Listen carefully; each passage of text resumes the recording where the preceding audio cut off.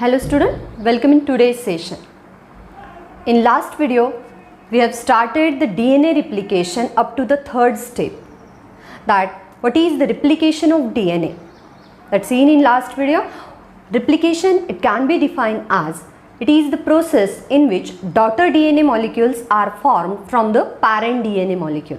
That means DNA to DNA conversion, it is called as a replication, and it takes place inside the nucleoplasm. What is the site of replication? That is the nucleoplasm, means inside the nucleus. And when it takes place in a S or a synthetic phase of a cell cycle. Cell cycle च्या S phase मध्ये ही condition complete होते. That DNA replication takes place in a S phase of a cell cycle. Cell cycle, it is nothing but the sequential events takes place in a life of cell. That cell cycle, it is divided into the interphase and a division phase. M or M, that is the meiotic or mitotic. After any mitosis or meiosis, cell again goes through the growth 1 phase, S phase, growth 2nd phase, and again mitosis. In that S phase, DNA replication complete out. म्हणजेच आपण म्हणू की sale सायकलची जी एक मोठी अवस्था आहे, interphase, interval between two division, त्याच्यामध्ये G1 फेज येते, S फेज येते आणि G2 येते. S फेजमध्ये रिप्लिकेशन कंप्लीट होतं. And when DNA catalyzes, when DNA forms other molecules than itself, it is called as a heterocatalytic action. And when it is forms itself, that DNA to DNA, formation of DNA takes place from the parent DNA, then it is called as autocatalytic function. That means DNA having a two main types of function. And this process takes place inside the nucleoplasm, in the nucleus itself, and then the formed DNA come outside of the nucleus for further processes of protein synthesis. That DNA replication having total 7 steps. 3 steps completed in last video, and today's video it is about the remaining further 4 steps. That is total 7 steps. Again I will revise the yesterday's steps or the last video step. That first step of DNA replication, it is the activation of nucleotides. The replication of DNA, it is discovered by Sir Watson and Crick in 1958, and that type of replication, it is a semi-conservative type of replication. Why it is called as a semi-conservative type of replication? Semi means half and conservative means the to conserve, वाचवून ठेवणे. आपण actually कन्झर्वेशनचा अर्थ वाचवून वाढवणे म्हणतो. जसं conservation of animals in national park, आपण अभयारण्यामध्ये जसं ॲनिमल्सला वाचवतो आणि त्यांचे नंबर्स वाढवतो, त्यांची काळजी घेतो, तसं कन्झर्वेशन इथं होतं की तशाला तसं राहणं. म्हणजेच 50% parental genetic material remain as it is in a daughters, as it is in a daughter cells आपण म्हणू. पुढच्या अपत्यांमध्ये 50% जेनेटिक मटेरियल पॅरेंट्सचं जशाला तसं राहतं, 50% बदलून येतं, नवीन तयार होतं. Therefore, the daughter DNA molecule having the 50% genetic material as same as to the parents, therefore it is called as semi-conservative type of replication, because 50% genetic material it is conserved in the next generation. ठीक है? The first point of a DNA replication, it is the activation of nucleotide. You know that DNA it is an polymer. When there is a polymerization takes place of nucleotides, what is mean by polymerization? When a similar types of molecule they are linked together to form a long chain, that is called as polymerization. Poly means many, merization means to come with one another. That when nucleotides form a link and it form a double strand, it form a twisting with each other, it called as a DNA. And what is nucleotide? Nucleotide, it is a combination of a deoxyribose sugar, nitrogen bases and a phosphate group. Source is phosphoric acid. Nitrogen bases are of 4 types, that is adenine, guanine, cytosine and thymine. Instead of a thymine in RNA it is an uracil, but in DNA there is a adenine, guanine to double ring compound, that is called purines, and cytosine and thymine, these are single ring compound which are called as pyrimidines. Nitrogen bases are of 4 types. Deoxyribose sugar, which is called as a pentose sugar containing 5 carbon atom, and third one, that is the phosphoric acid, which is called as source is H3PO4, and phosphate group, deoxyribose sugar and nitrogen bases combine to form a nucleotide. How the nucleotides in a nucleoplasm it get activated? it is activated by the process called as phosphorylation with the help of enzyme phosphorylase. Actually the nucleotides they are present in their monophosphate form. म्हणजे nucleotides असेच present नसतात, ते त्यांच्या monophosphate फॉर्ममध्ये present असतात. जसं की adenine monophosphate, cytosine monophosphate, guanine monophosphate and the thymine monophosphate, and they are activated by the addition of energy molecule, that is the ATP.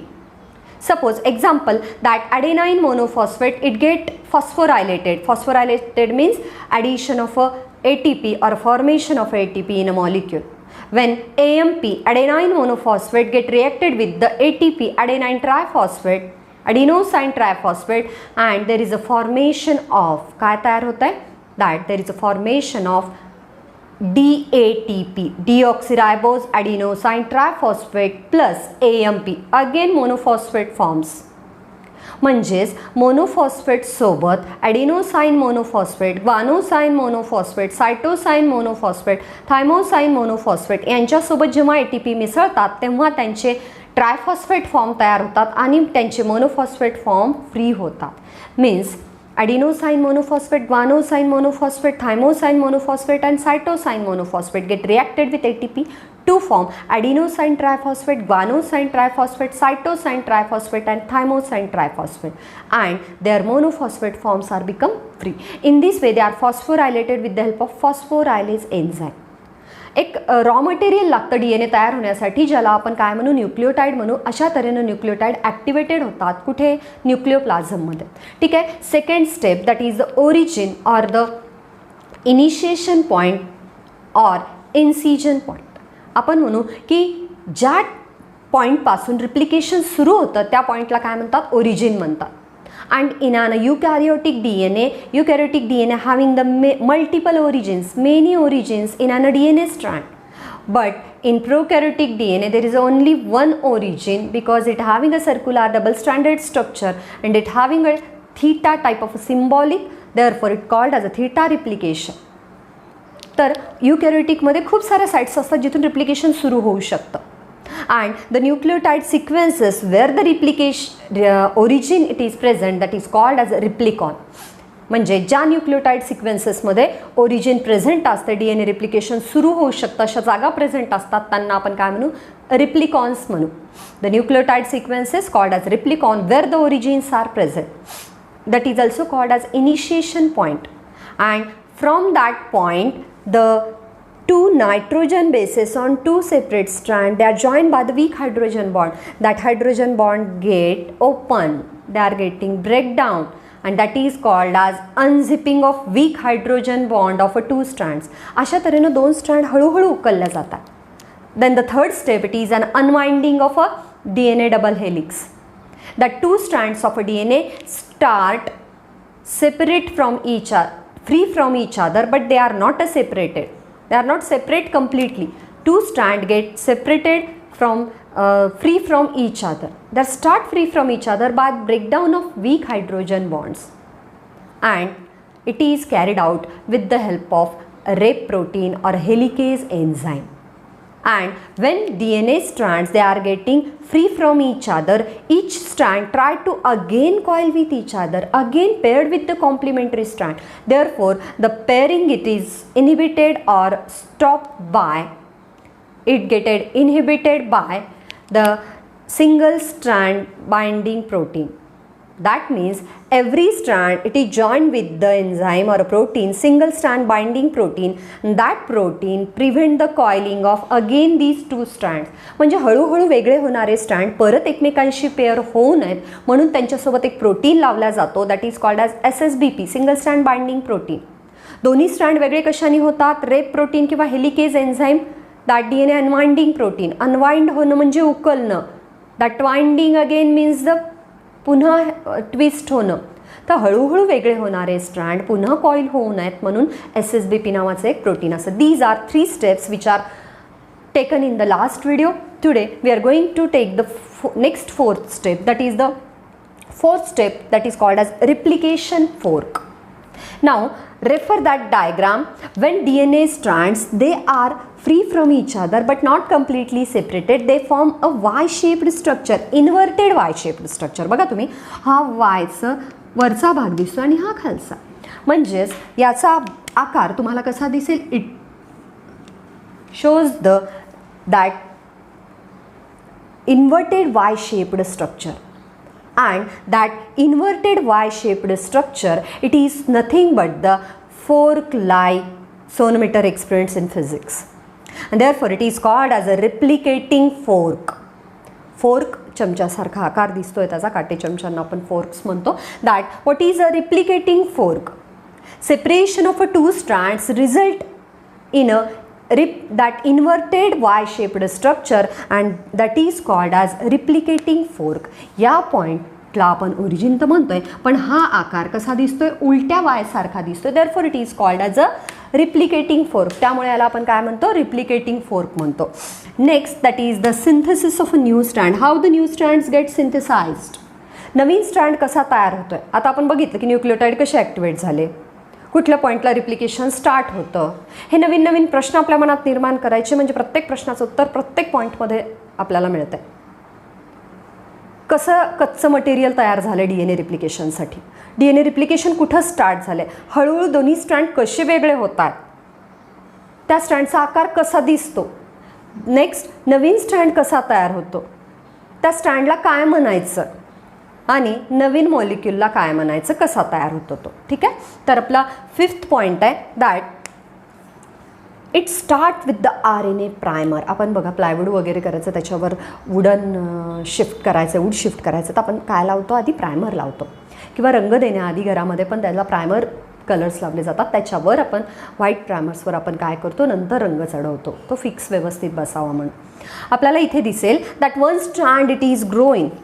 Refer the diagram that one strand grow in 5' to 3' direction and another strand will grow in 3' to 5' direction. ठीक आहे. 3' 5' direction आपण स्ट्रक्चरमध्ये बघितलेलं आहे DNAच्या. That at 3' end the free hydroxyl group is present which is attach to the 3rd carbon of deoxyribose sugar. And 5' end कशाला म्हणू? it is shows the free phosphate group which is attached to the 5th carbon atom of a deoxyribose sugar. आता बघा, DNA replication म्हणजेच daughter DNA molecule हा नवीन strand कुठून तयार व्हायला सुरुवात होतो? The new strand it get synthesize. The synthesis of new strand it will start at a 3' end. आता बघा, नवीन स्टँड इथून तयार होतं आहे, बट त्याची सुरुवात कुठे होते? 3' एंडच्या जवळ. आणि 3' एंडच्या जवळ हा मी तुम्हाला रेड डॉटमध्ये दाखवेल, RNA प्रायमर हा 3' एंडच्या समोर स्वतःला अटॅच करतो. Synthesis of new strands begins with the RNA primer and it get attach to the 3' end of a one strand. तर हा 3' एंडपासून नवीन स्ट्रँड बनणं सुरुवात होतं आहे. And that action of this RNA primer. आता आपण बघूयात की नवीन स्ट्रँड हा सिंगल स्ट्रँड तयार होतो. एक जुना स्ट्रँड आहेच, त्याच्यासमोर एक सिंगल स्ट्रँड नवीन तयार होणार आहे. हा एक नवीन तयार होणार, हा ओल्ड आहे, मी ओनी ओल्ड दाखवते ओ. आणि हा N म्हणजे न्यू तयार होणारा आहे, आणि तो सिंगल स्ट्रँडेड आहे, म्हणजे तो RNAनी मिळून तयार होतो. फक्त RNAमध्ये रायबोज शुगर असते, तर इथे तसं नाही आहे. DNAचा सिंगल स्ट्रँड तयार होण्यामुळे तिथे डिऑक्सिरायबोजच शुगर असेल. ठीक आहे. तर at 3' end RNA primer get attach itself. Action is control by RNA primase enzyme, and that RNA primer attach to the 3' end step by step. आहे की नाही? Replication start at the 3' end. At 3' end RNA primer will attach. Action is control by primase, and again it attract the complementary nucleotide base pairing. What is the complementary nucleotide base pairing? See that when 3' end start with the adenine, then त्याच्या पुढे नवीन स्ट्रँडवर काय असेल? Thiamine. जरी single strand असेल आणि तुम्हाला वाटलं की सिंगल स्ट्रँड असल्यामुळे तिथे युरॅसिल येईल RNAचा, नो. न्यूक्लियोप्लाझममधून काय मागवल्या जातं? थायमाइन असलेला नायट्रोजन बेस, शुगर आणि फॉस्फेट. म्हणजे बघा, इकडे काय असणार आहे? Sugar phosphate adenine. पुढे काय असेल? Thymine sugar phosphate. देन पुढे G असेल तर नवीन स्ट्रँडवर तयार होणारा काय असेल? C असेल. Means the old strand having the nitrogen bases and it will attract. कुणाद्वारे अट्रॅक्ट केलं जातं आहे? हे जे RNA प्रायमर 3' एंडला लागलेला आहे तो काय अट्रॅक्ट करतो? कॉम्प्लिमेंटरी न्यूक्लियोटाइड्स अट्रॅक्ट करतो आणि नवीन स्ट्रँड तयार करतो. बघा, the strand which is formed at the म्हणजे 3' एंडच्या पुढं जो स्ट्रँड फॉर्म्ड होतो that is called as the strand formed at 3' end to 5' end याच्या समोर जो स्ट्रँड तयार होतो त्याला आपण काय म्हणू, लीडिंग स्ट्रँड लीडिंग टेम्पलेट म्हणू. आता बघा, the strand which is grows in, काय म्हणू आपण याला, that the strand which grows in 3' to 5' direction. बघा हा खालून जो सुरुवात झालेला आहे old strand, the strand which is grows in 3' to 5' direction that is called as leading template. आणि लीडिंग टेम्पलेटच्या पुढं हा इथे दाखवला आहे लीडिंग टेम्पलेट, हा ओल्ड स्ट्रँड.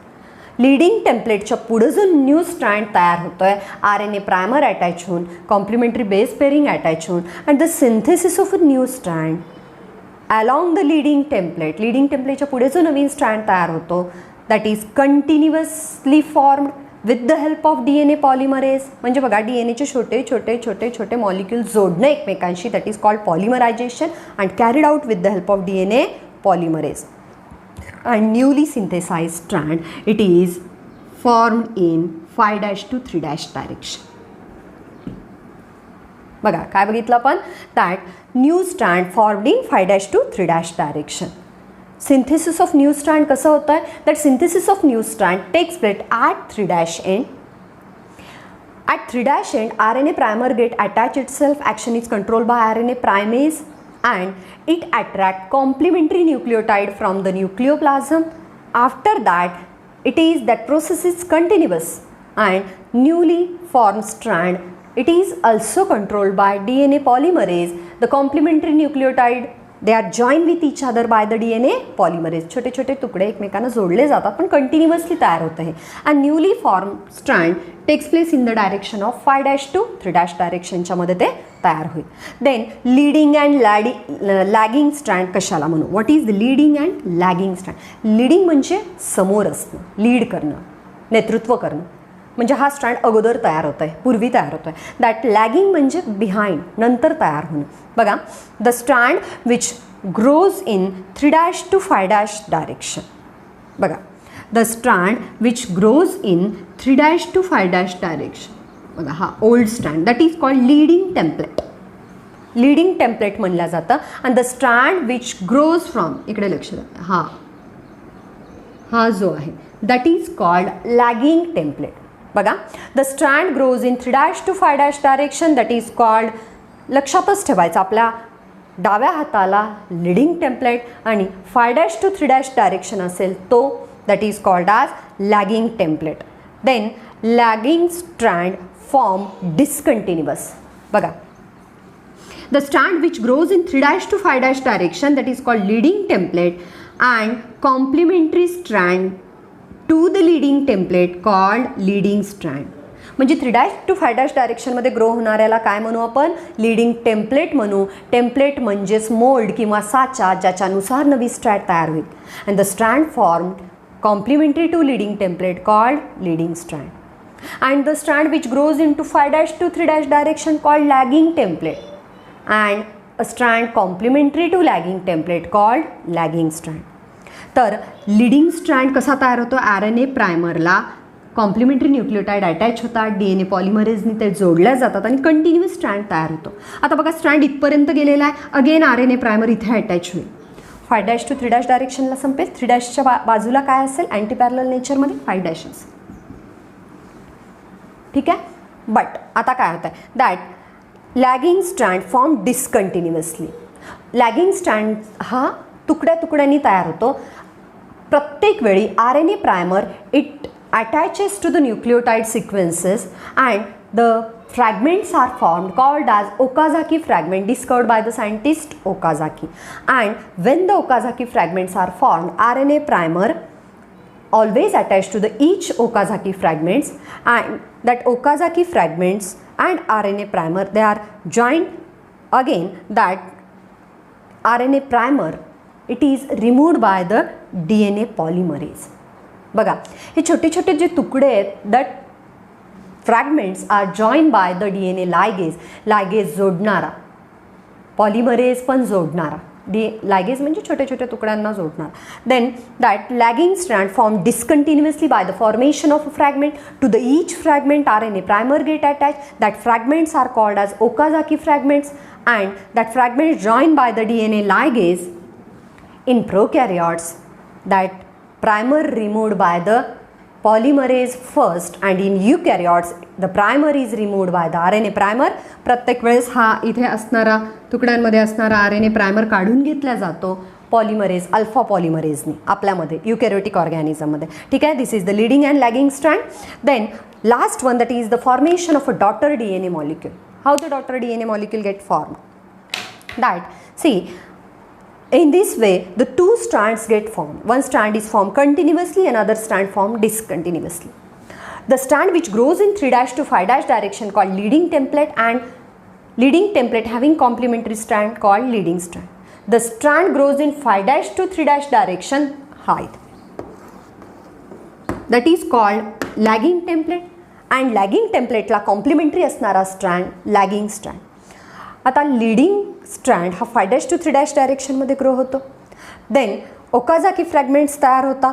ओकाझाकी फ्रॅगमेंट्सला प्रत्येक फ्रॅगमेंटला अटॅच असणारा प्रायमर हा पॉलिमरेज अल्फा पॉलिमरेजनी काढून घेतला जातो आणि हे सगळे तुकडे DNA लायगेजेसनी जोडल्या जातात. आता नवीन 2 स्ट्रँड तयार झालेले आहेत. ठीक आहे. म्हणजे बघा, हा एक ओल्ड, हा एक न्यू, हा न्यू, हा old, and that old and new strand get super coiled and coiled with each other. ते एकमेकांशी काय केल्या जातात, जोडल्या जातात. And that coiling of old and new strands takes place with the help of DNA gyrase और topoisomerase. कुठल्या एन्झाईमनी केलं जातं हे सगळं, DNA गायरेज और टोपोआयसोमरेज.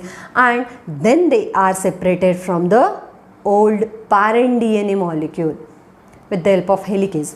तोडल्या जातं हे endonuclease.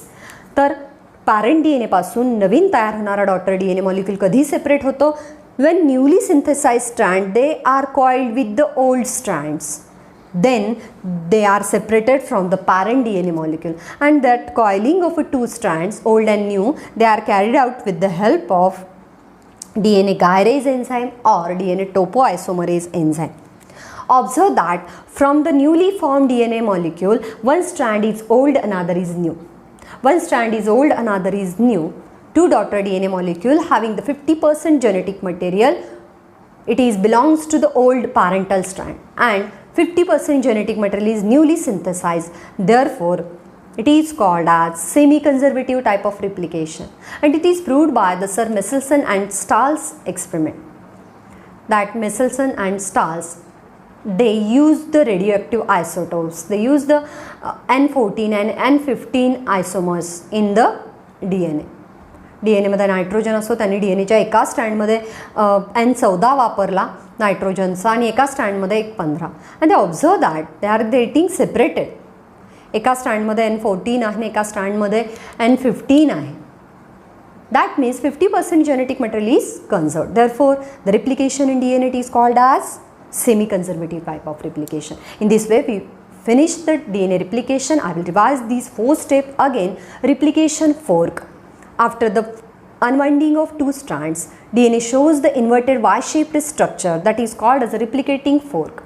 Then, how the newly strands are getting synthesized, how the new strands of DNA getting synthesized. That at the 3' end, the replication starts. At 3' end, RNA primer get attached. Their action is controlled by RNA primase enzyme, and it is attached to the 3' end, and from that it controls the action which is controlled by the RNA primase enzyme.